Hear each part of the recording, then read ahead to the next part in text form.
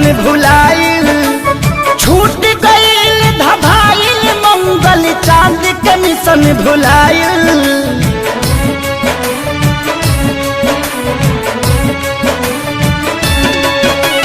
छूट गईल धभाइल मंगल चांद के मिशन भुलाइल। कुदरत के आगे देखा विज्ञान भी बौना हो गईल। भगवान के हाथी के कठपुतली इंसान खिलौना हो गईल।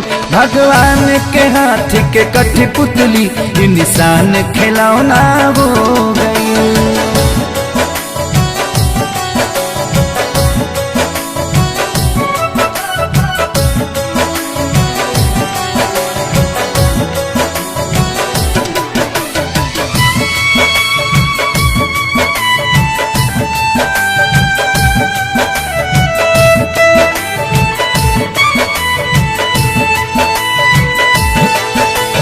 सब कर धन के ऐठल घर में बैठल बैठल मेट गईल। बड़का बड़का वीर भूपति के विपत्ति से जब भेंट भइल।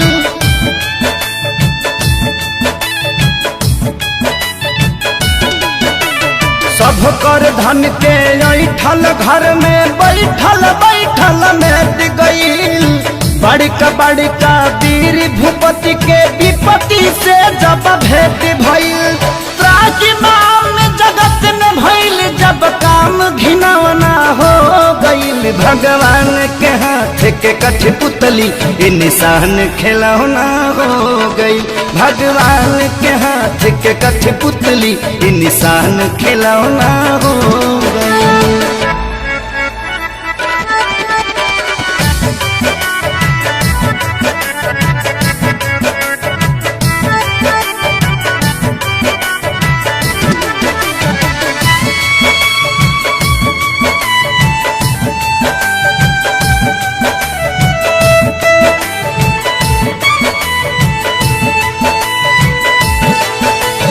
माथी पकैसन मौत नाचे देखनी जब नजार हो। अपनों से मिले जुले में लागता अब डर हो।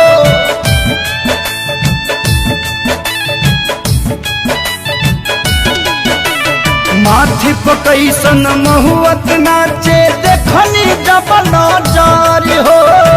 अपनों से मिले जुले में लागता अब डर हो।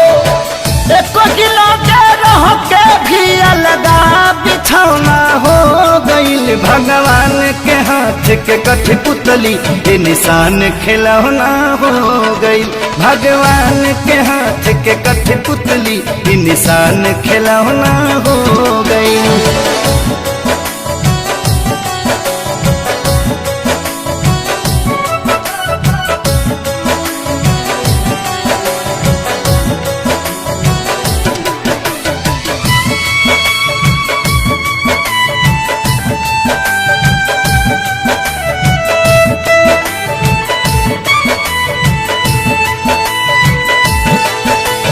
राजा के हथवा जोड़त देखनी प्रजा से करत गोहार हो। इहे देखी जिंदगी के लागल का बाकी मत हमार हो।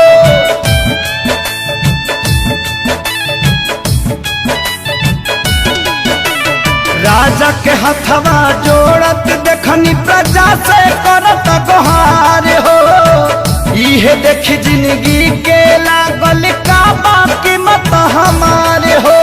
हलचल खेसारी धनंजय पभारी एगो किरौना हो गईल। भगवान के हाथ के कठपुतली इंसान खिलौना हो गईल। भगवान के हाथ के कठपुतली इंसान खिलौना हो गईल।